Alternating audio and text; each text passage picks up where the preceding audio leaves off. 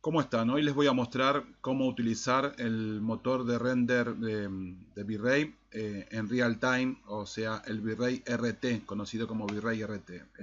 Quien lo lanza al V-Ray RT es este botoncito que tienen aquí arriba.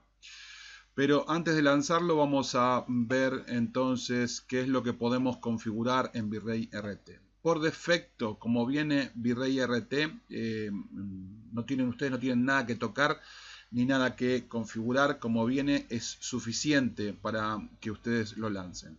Es importante que sepan que este motor permite la configuración de lo que se llama poder renderizar utilizando la CPU, o sea, en criollo su máquina, su computadora, o la GPU, que de vuelta en criollo vendría a ser si ustedes quieren usar la placa de video, o sea, el poder de la placa de video, del procesador de la placa de video y la memoria de la placa de video para hacer el render.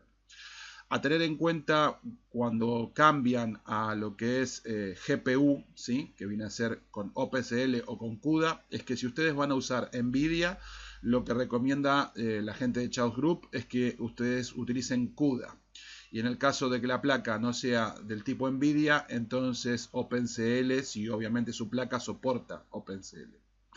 Otra cosa que hay que tener en cuenta es la siguiente, y es que obviamente la escena que van a ustedes a renderizar no puede, no puede superar la capacidad de memoria que tenga su placa. O sea, si ustedes tienen una placa de video que es de 2 GB, ustedes no pueden querer usar V-Ray RT con una escena que necesite 3 GB para poder renderizarse, ¿sí? Esto es lo que estoy queriendo decir. Max Render Time acá les permite establecer un valor en minutos de cuánto tiempo es que ustedes quieren permitir que su render se esté ejecutando.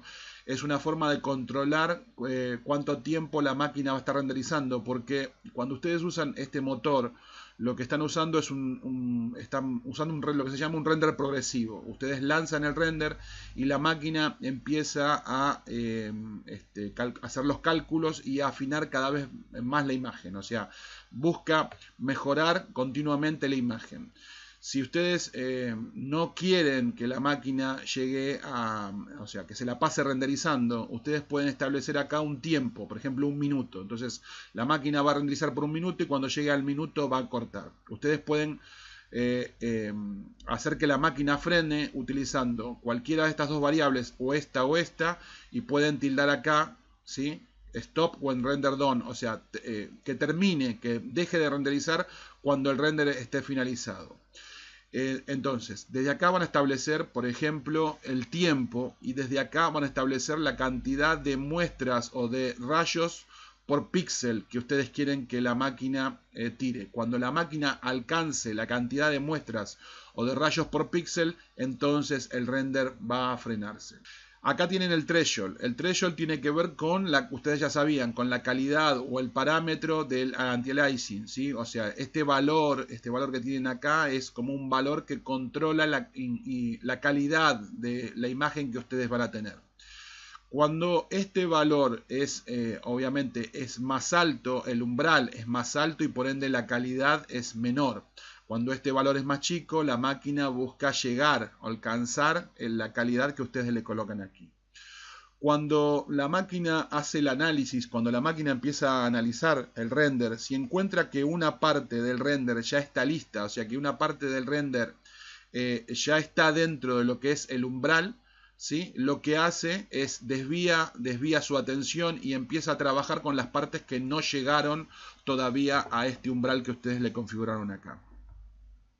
En el caso de que ustedes destilden use GI, esta opción van a ver que cuando nosotros ejecutamos V-Ray RT, use GI aparece tildado, y aparece tildado para que nosotros dentro del motor de RT podamos configurar entonces valores específicos para usar con RT de los cálculos de GI que queremos hacer. En este caso, por ejemplo, cuánto profundidad queremos trazar. Esto de la profundidad, recuerdan que ya lo vimos, tienen que ver con yo se los expliqué con cuando ustedes se enfrentan, por ejemplo, espejos con un objeto en el medio, cuántas veces ustedes quieren calcular la profundidad, o sea, cuántas veces ustedes van a permitir, por ejemplo, que un objeto se refleje en un espejo, o sea, cuánta profundidad le van a dar a esos cálculos.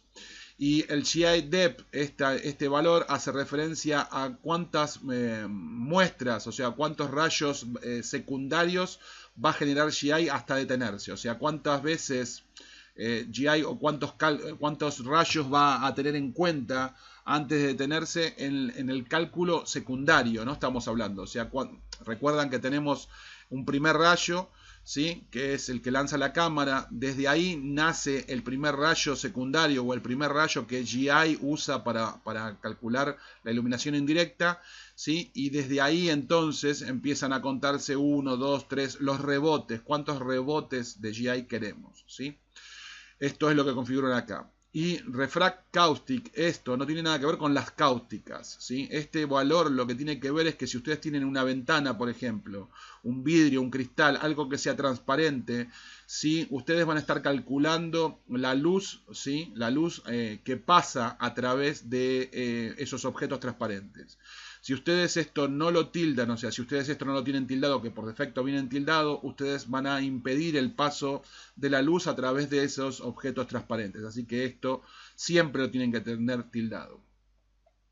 De este lado tienen el cómo se reflejan entonces sobre los objetos transparentes, cuando se utiliza GI, cómo se muestra o cómo se refleja la luz en esos objetos y cómo se muestra esto. Esto normalmente viene desactivado porque según dice la gente de V-Ray, de Chaos Group, el aporte que da a la escena, o sea, el aporte que conseguimos dentro de la escena es mínimo, o sea, lo que uno llega a ver de este aporte es mínimo, y esto hace que los tiempos de render sean más largos y produce ruido en la escena. Así que por defecto viene desactivado, y calculo yo que deberíamos dejarlo desactivado, por lo menos con el render en real time, ¿sí? Luego acá abajo, dentro de lo que es la performance, nosotros tenemos para tocar, normalmente esto viene por defecto, pero la gente de V-Ray dice que nosotros tendríamos que evaluar si el modificar alguno de estos valores nos otorga un mejor resultado o no en cuanto al renderizado, sobre todo si cuando estamos renderizando estamos usando más de una máquina, o sea, estamos trabajando con el render distribuido, ¿sí? Toda esta información, todo esto que yo les estoy explicando, lo tienen dentro de mi blog. Recuerden que si ustedes entran dentro de mi blog y van a tutoriales, ustedes van a encontrar, por ejemplo, en este caso, un apartado que se llama V-Ray RT, SketchUp y General, ¿sí? Donde está explicado en español qué es lo que hace cada una, ¿sí? Cada una de estas variables, ¿sí? Que ustedes encuentran aquí, ¿ok? Así que no desatiendan el blog independientemente del video, porque aquí tienen mucha información que les va a servir para refrescar su memoria en caso de que ustedes se olviden, ¿sí? De algo de lo que yo estoy explicando. Es mucho lo que hay que tener en la cabeza y es normal que se olviden. Me pasa a mí también, ¿sí? O sea, nos pasa a todos. Ahora, dicho esto, yo voy a usar aquí un plugin que voy a generar una tetera, voy a tirar una tetera, me permite establecer, por ejemplo, cuántas caras quiero para la tetera, en este caso voy a dejar 12, voy a poner aceptar, y fíjense que me permite entonces generar una tetera para poder ver qué es lo que sucede con esta tetera dentro de V-Ray. Vamos a generar algo, voy a hacer un círculo para que simule ser un piso. Vamos a hacer algo, para no trazar un V-Ray plane, voy a invertir la cara, vamos a invertirla. Y vamos a colocarle un material cualquiera al piso y un material cualquiera también a esta cara que pusimos aquí abajo. Entonces vamos a venir adentro de materiales y vamos a buscar, por ejemplo, para la tetera un color rojo, ¿sí? Fíjense que le estoy aplicando el color, ¿sí? A propiamente dicho las caras de la tetera y no a el grupo. Yo podría aplicarlo al grupo, ¿sí? Fíjense que esto es un grupo, no sé si es un grupo o un componente, es un grupo, ¿sí? Podría aplicarlo al grupo y teñir toda la tetera, pero lo ideal siempre es que no nos manejemos a nivel de grupo, o sea, no nos conviene aplicar texturas a nivel de grupo o a nivel de componente. ¿Sí? Lo que nosotros tenemos que pintar siempre, o deberíamos tratar de controlar, es que lo que estamos pintando sean las caras, no las entidades. Ustedes recuerden que lo que contiene en las caras, en este caso, son entidades, que puede ser, por ejemplo, un grupo o un componente. Pero eso, si nosotros pintamos eso, lo que estamos pintando es una entidad, por decirlo de alguna forma. Las caras permanecerían blancas, ¿sí? Como acá. Acá ahora, por ejemplo, el grupo no tiene ningún color, pero las caras, ¿sí? Si yo selecciono la cara, como ven, sí tiene un color. La cara que está con su normal apunta hacia la cámara, tiene color, y la cara que está invertida no tiene ningún color, ¿sí? Eso es lo que estamos viendo ahí. Nosotros vamos a ver más adelante los materiales, pero ya desde ahora se los digo que yo tengo dentro de mi curso, si ustedes van a ver los cursos que yo tengo generados, yo tengo una serie de videotutoriales de mapeo UV en SketchUp, ¿sí? Que explica todo este tipo de cosas. Es importante que cuando ustedes apliquen texturas, cuando ustedes apliquen, recuerden, las texturas son esas imágenes que hacen que un material se vea como algo. Cuando ustedes apliquen colores, cuando ustedes pinten, cuando ustedes ubiquen entonces esta información dentro de lo que es su modelo, es importante que sepan cómo hacerlo y que sepan cómo mapearlo, que sepan cómo colocarlo en los objetos para que cuando ustedes entonces hagan el render se comporte como es debido. Así que tengan en cuenta, es un tutorial que no es muy grande, tiene casi 4 horas de duración y no es para nada caro, ¿sí? O sea, solo pido una donación de $15 o 210 pesos. Yo no voy a hablar en este curso de cómo mapear los materiales. Nosotros vamos a ver en una parte de este curso cómo utilizar entonces el editor de materiales, cómo aplicar materiales y cómo trabajar algunos materiales, los más básicos, pero no voy a ver el mapeado, no voy a ver entonces, no voy a explicar lo que ya fue explicado y que para mí hace parte más de SketchUp que propiamente de V-Ray, ¿sí? O sea, para mí es parte de aprender a usar SketchUp, no V-Ray, ¿sí? Por eso no lo voy a tocar en este curso. Sigamos. Entonces, dicho esto, ya tengo un color aplicada entonces a la pava. Le voy a poner acá a título de que se llama fácil luego encontrarlo, que este es rojo. Y vamos a buscar, qué sé yo, un color gris. Voy a buscar un color gris para colocar entonces sobre el suelo. Supónganse que este color, ¿sí? Entonces a este le ponemos gris. Ustedes bien saben que si yo ahora voy al editor de materiales, yo creo que ya se los mostré, nosotros dentro del editor de materiales, lo que la máquina hace es nos crea materiales estándar, ¿sí? Lo que sería lo mismo que si yo viniera acá, hiciera botón derecho y pusiera crear material y pusiera estándar.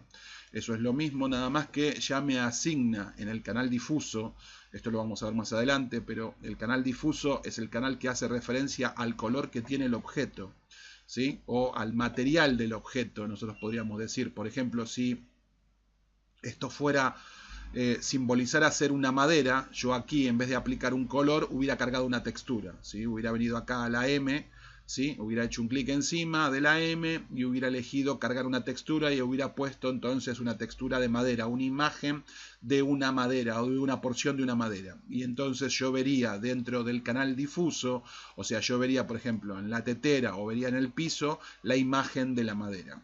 El canal difuso lo que hace es eso, hace referencia a lo que vemos o al material que estamos intentando representar. Recuerden que esto es una simulación.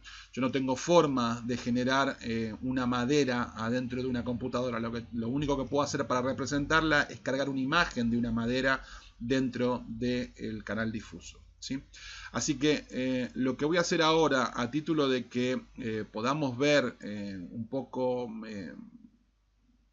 mejor el material, es modificar un poquito el material cuando generemos una escena con V-Ray RT. Pero antes de eso voy a lanzar V-Ray RT para que ustedes vean lo que hace. Cuando yo aprieto el botón se activa, ¿sí? Se activa y se va a actualizar, ¿sí? Va a fijarse la escena que yo tengo en este momento.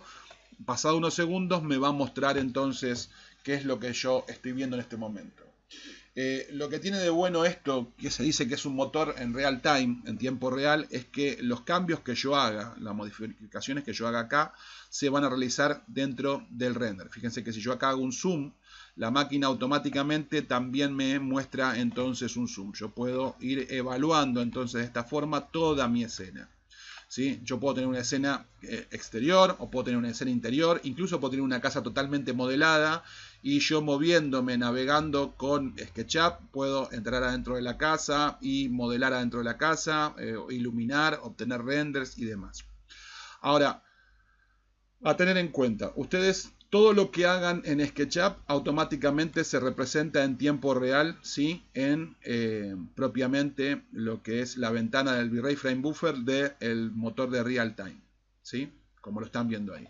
Si yo dejo la máquina quieta, la dejo de molestar, por decirlo de alguna forma, la máquina empieza a renderizar y a mejorar cada vez más el render. Si nos fijamos, si yo me acerco, ustedes van a ir viendo que estos puntitos van mejorando, se van acomodando. No sé si lo llegan a ver en el video. Aparte tengan en cuenta que la máquina ahora está más lenta. Yo estoy haciendo un render en tiempo real y al mismo tiempo estoy grabando, cosa que está exigiendo más a la máquina. Así que no sé cómo, espero que el video esté saliendo bien. Pero si se fijan, estos puntitos se van arreglando, ¿sí? El render cada vez se va arreglando cada vez más va eliminando el ruido, ¿sí? Trata de mejorar el render cada vez más. O sea que es una forma muy sencilla que tenemos o que tienen ustedes para obtener entonces un render que sea bastante real, por decirlo de alguna forma, para, por ejemplo, poder enviarle a un cliente sin configurar nada, simplemente lanzando V-Ray RT y buscando la escena que necesitan y esperando el tiempo necesario a que V-Ray limpie la escena. Cuando ustedes logran el resultado que ustedes quieren, simplemente van a archivo guardar y guardan el render. ¿Se acuerdan como esta opción que yo les conté de Like Caché en el modo Path Tracing? Lo mismo. Si ustedes están con V-Ray RT, V-Ray RT está renderizando en modo progresivo, o sea que el render se va a ir mejorando y mejorando y mejorando y mejorando cada vez más. ¿Sí? Y ustedes en el momento que están contentos con la imagen que tiene, van y salvan la imagen. Es simplemente eso. En este ejemplo, fíjense que lo que tengo con color, entonces, es propiamente el grupo. El grupo tiene color, pero si yo entro a nivel de cara, ¿sí? Yo a nivel de cara, o sea, yo acá estoy seleccionando la cara de este objeto, ¿sí? Si se fijan, la cara está seleccionada, dice que es una superficie y la cara no tiene color. Si yo le cambio el color, si yo le pongo que la cara ahora es rosa, fíjense que en SketchUp cambia entonces a color rosa la cara y por tanto también cambia dentro de lo que es el motor de Real Time, ¿sí? Ahora, acá estoy mezclando dos comportamientos. Estoy poniendo por un lado color sobre la cara y por otro lado color sobre entonces un objeto.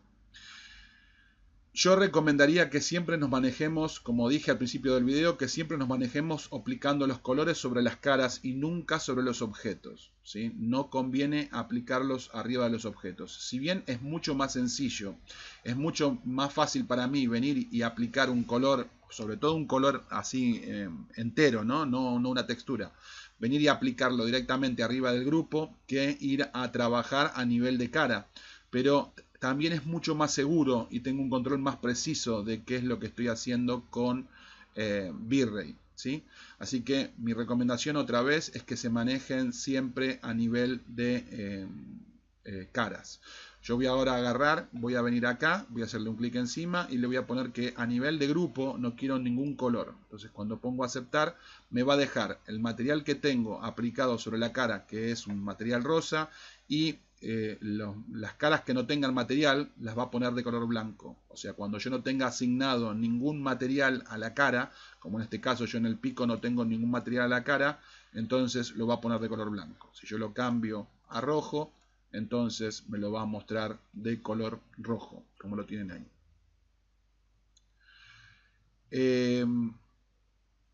quería que vieran que ustedes pueden, por ejemplo, dentro de las opciones, ustedes pueden venir ahora dentro de las opciones y ustedes acá dentro de las opciones de Real Time, ustedes podrían intentar modificar algo de lo que aquí tienen para controlar su render. Si ustedes sacan Use GI, lo que están haciendo no es que no están calculando más GI, sino que el motor de GI lo que va a hacer es tomar los valores de su configuración de o sea, los valores propiamente de V-Ray para hacer el cálculo de GI. Fíjense que la sombra, de otra forma, si no estuviéramos calculando los rayos secundarios, la sombra esta sería negra pura, no sería de este color. Quiere decir que por más que ustedes deshabiliten GI, no es que no están haciendo los cálculos de la iluminación secundaria, simplemente que no los están controlando desde aquí. Eso es lo que ustedes hacen cuando quitan aquí GI. Un tema importante a tener en cuenta cuando están usando el V-Ray RT es el tema de la iluminación. Y la iluminación la van a controlar cuando sea exterior o interior por medio de la cámara. Si se fijan acá arriba dice cámara y acá ustedes tienen diferentes presets. Ustedes tienen After Sunset, Before, con cielo limpio, cielo brillante, ¿sí? Tienen un montón de opciones para tildar entonces de lo que vendría a ser la iluminación, o sea, cómo debería comportarse la cámara, o sea, la cámara física con respecto a la escena que ustedes están realizando. Por ejemplo, yo voy a poner ahora Clear Sky, o sea, cielo limpio, y si pongo cielo limpio, yo estoy en una iluminación exterior, o sea, esto es una escena exterior, y le pongo cielo limpio, o sea, no hay nubes, obviamente voy a tener mucha más luz en la escena. Voy a poner acá, voy a hacer un clic aquí para que use este preset y automáticamente mi escena se va a actualizar, ¿sí? Va a actualizarse a el preset que le acabo de configurar recién. Vamos a poner esto en 0 para que vuelva a estar por defecto y voy a hacer un movimiento, o sea, muevo la cámara para que se actualice. Hay veces, a mí me sucede esto, no sé si a ustedes también les pase, que no actualiza la escena hasta que no la obligo a mover la cámara o a hacer un movimiento, y ahí es como que la máquina interpreta de que le hice alguna modificación y recién ahí me toma el cambio, o sea, recién ahí hace la modificación que yo le estoy pidiendo. Fíjense que si yo cambio, por ejemplo, a Cloudy Sky y actualizo, bueno, en este caso lo tomo, ¿sí? Tienen diferentes. Vayan viendo, ¿sí? Cómo van modificando entonces ustedes los parámetros de la cámara. Esto también es muy útil, por ejemplo, en el caso de lo que yo les dije. Supónganse que ustedes tienen que hacer un render de un interior, entonces ustedes están con la cámara. En vez de venir acá a modificar los valores de cámara, simplemente se manejan con estos valores. Se meten dentro de la casa, o sea, se meten dentro de la habitación o dentro de lo que tengan que renderizar y vienen y cambian el preset acá, ¿sí? Para un preset, por ejemplo, para hacer un interior, ¿sí? Por ejemplo, ¿no? Entonces cambian a un interior y van a tener unos valores de cámara suficientes para hacer un render interior utilizando el V-Ray RT. ¿Sí? Prueben ustedes, como les digo, prueben ustedes tocar algunos de estos valores, prueben ustedes cambiar el nivel de samples, ¿sí? Prueben ajustar como ustedes crean conveniente, probar la cantidad de rayos y ver si la máquina se detiene, probar el tiempo y ver si la máquina se detiene, ¿sí? Pueden cambiar si no tienen necesidad, pueden cambiar entonces el trace depth para que sea más rápido, pueden aumentar el threshold para que el render sea todavía más rápido, se frene antes, o sea, termine antes de tiempo, ¿sí? Prueben dejarlo por un X tiempo para que ustedes vean cómo se va mejorando continuamente el render, cómo va mejorando. Fíjense que el render es interactivo, o sea que si yo vengo al editor de materiales y modifico un material, por ejemplo voy a modificar el material rojo, con solo venir y aplicarle una capa de reflexión, fíjense cómo el material cambia. ¿Sí? Fíjense cómo este material ahora, como yo le apliqué reflexión, cómo va a empezar a reflejar los brillos y cómo se hace un material mucho más brillante. ¿Sí? Lo mismo podemos hacer, por ejemplo, con la parte rosa, por ejemplo, con solo aplicarle un material de reflexión van a ver cómo cambia, cómo se actualiza entonces este material en su pantalla. Esto de usar V-Ray RT y usar el editor de materiales es muy útil para ver el comportamiento de los materiales a medida que lo están creando. Si bien acá tienen un preview de cómo se está comportando el material, es mucho más fácil y más grande verlo aquí que verlo aquí en esta pequeña esfera que les da el editor de materiales, ¿sí? Es una forma de tener algo parecido, ¿sí? O sea, nosotros tenemos esto más grande aquí en tiempo real, ¿sí? A medida que nosotros modificamos el material o le hacemos un cambio al material, automáticamente nuestro material lo representa, ¿sí? De este otro lado. Fíjense que yo le cambio el color en difuso y obviamente le estoy cambiando también el color acá. Si yo acá doy preview, también estoy entonces cambiando el color aquí. Esta es la utilidad que tiene entonces ustedes el usar un render en tiempo real.